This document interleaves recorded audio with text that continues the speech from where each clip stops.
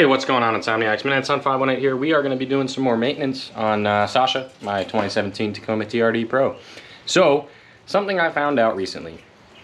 Obviously, for y'all that have been kind of following my channel, I don't entirely know what I'm doing. I kind of figure things out as I go, which is both good and bad because I learn a lot, and bad because I learn a lot. I don't know. Anyways, so long story short, you're supposed to be greasing your drive shafts. I do have a four-wheel drive vehicle, and the U-joints, the tiny little plus sign thingamajigs that are in between two pieces of the spinny drive shaft part, basically you need to grease that. Now, doing a little bit of research and getting under my truck to look at it before I started making this video, basically the rear, everything behind my transfer case, my T-case, so from the T-case back, non-greasable. So they are completely sealed U-joints. It means that they don't have a Zerk fitting for you to be able to grease them. And for those of you that don't know what a Zerk is, because I didn't until about 2 weeks ago, basically it's a tiny little nipple that goes onto the thing, and then you can plug in a thing and grease them. So anyways, yeah, so I got under the truck, found out that the rear ones doesn't work, can't grease those, but the front ones, absolutely you can. I don't know why Toyota did that. I don't know if they had any like reasoning behind that idea or something, but whatever, either way, we got to do it. Here we go. We're gonna have to drop the raise the truck up so I can actually fit myself underneath it and have it a little bit more roomy. We have to drop the front skid plate so I can actually reach stuff, and then I think there's another little cover skid plate thing, I don't really know what you call it, that I'm gonna have to move out of the way so I can get to one of the fittings. Now, I do have with myself some new tools. We have with us today from Harbor Freight Special, Holt Industries lever action grease gun. For those of you that have never used a grease gun before, you can either shove a whole bunch of grease into the end, it just like unscrews, or apparently this is a thing. You can just slap a tube in there, call it a day. So the reason I decided to just buy myself a grease gun, instead of, or like a big one instead of going with a smaller one, they didn't have any red grease for the small tubes, and two, I'm gonna have to do this a lot. I like the idea of having to, you know, maintain my truck, grease all my joints, do all the things. However, you don't really have a whole lot of options with the stock parts. Obviously, I'm upgrading the truck, so when I do my suspension swap, I'm gonna be upgrading things like my upper control arms. And when I do that, the new ones are gonna be greasable. Now, the thing with that is allegedly with the drive shaft, it should be about the same periodicity, but with those new upper control arms, you're supposed to grease them every oil change. They recommend every like 3,000 or so miles, 3,000 to 4,000 miles.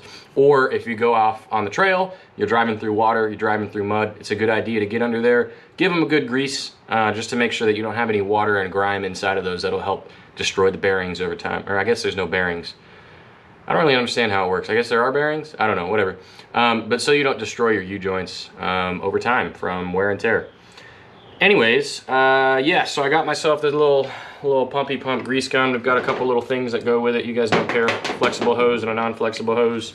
And then I didn't know if I was gonna need this, but I bought a thing. Basically, this screws on to the end of it. And,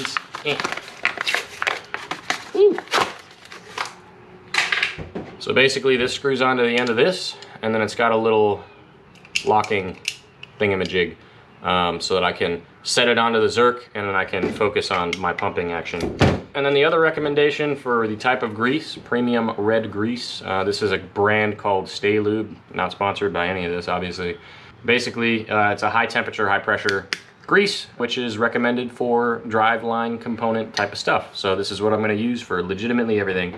They do have a couple other types. They've just got a standard white lithium grease and then some like multi-purpose thing, but it's recommended to use the red one, so.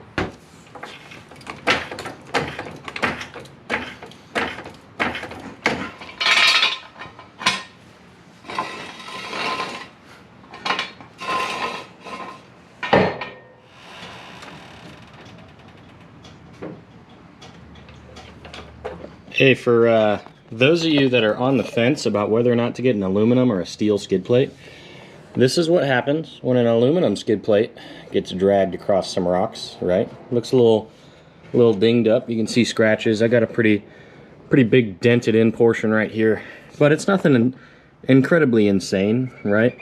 You can see the powder coat has been scraped off in some spots. And in all honesty, not too bad, right? It's a skid plate. It's meant to get skidded on. But now we go back here to my steel skid plates, and every single place that has been hit or scraped is now getting rusty, right? You can see all that rust building up on the lower portion right there. So, as you can tell, looking all the way down here, this is the factory TRD aluminum skid plate, and that's an aftermarket Cali raised C4 Fabrications steel skid plate. They held up pretty much the same. The aluminum is weaker, obviously. The gouges are a little bit deeper, but I mean, it's still in really, really good condition for going through the same amount of abuse as the steel one. So the steel one may last longer than the aluminum one is going to, like over time. But in all honesty, for the amount of weight that the steel one adds to the truck, and the fact that it rusts, so I'm gonna have to pull off the steel ones and give them a good coat of Rust-Oleum over top, just to make sure that I'm not, you know, weakening the metal by letting it rust out. So if I were to go back and do it again, I probably would have gone with aluminum skid plates instead of steel, unless you can do the what's it called, UHMW, that plastic, which will take the brunt of the force, right? And then you can just replace that for cheaper instead of replacing the entire skid plate. So if you can do UHMW, highly recommend, but I don't think there's any companies that offer UHMW skids for the Tacoma. So just so you all know, for the factory TRD skid plate, the front 4 bolts are going to be a 17 millimeter, and then the back 2 that are closest to the transmission skid plate are a 12 millimeter. In case y'all didn't already know that. Also, fun fact, because I totally forgot about this, but all of the bolts that go onto the factory skid plate are indeed capture bolts, so that's cool. So, oh wow. I wonder if this was always flat like that. I want to go out on a limb and say no. Interesting. Yeah, so exhaust, obviously, right here. And then this little skidamadude right here is a cover that I have no idea why the hell it's here. But we've got 12 millimeter bolts right here that should just be the, oop, God. Should just be tight fit, the 2 of them, in order to clear up the space to get up to the drive shaft here. I don't know how well you can see that. It's very cramped in here, and I cannot wait to get a lift on my truck. But as you can see, I'm going to give you a bigger viewpoint here. So here is the front drive shaft, right? And it spins freely because I'm not in 4-wheel drive. I am in rear-wheel drive right now. Yeah. So if we get up real close on here, I'm going to take that plate off here in a second.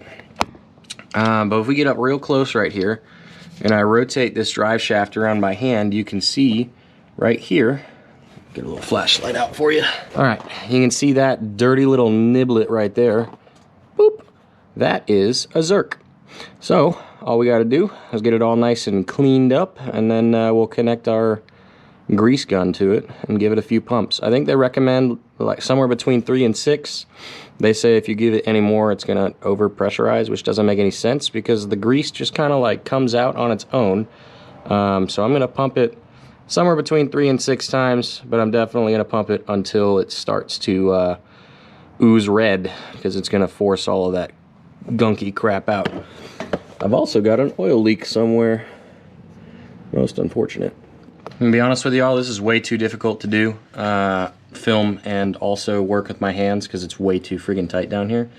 So this is the front one, because I was struggling to get my little thing on the rear one, but basically you just pinch this thing, which sucks the vat down so that you can slide it over top of your Zerk. Oh boy. See what I mean? It's hard to do one hand. So I'm cleaning up under there right now, but you can see the massive color difference between the old grease that was coming out, which honestly looks like a really thick oil, like a really old engine oil, compared to the red right next to it of the brand new grease. That's pretty much all it is. There's not there's really not much else to greasing your drive shaft. Sorry that it's I can't really get a very good like camera view, and considering I'm only me, you know, I don't have somebody else in there to try to move the camera around to be able to see kind of a better viewpoint for you guys. So hopefully you can see something. But yeah, apparently you want to do this every 3,000 miles or so. There's definitely some disgusting crap that was coming out of those U-joints. The front, or sorry, the rear one, the one that was underneath that plate for the front drive shaft, was definitely more liquidy than the front, meaning that there's probably a little bit of water in there. So that's bad. But, oh well. I'm going to drive it till it breaks, and then I'll replace it with a better one.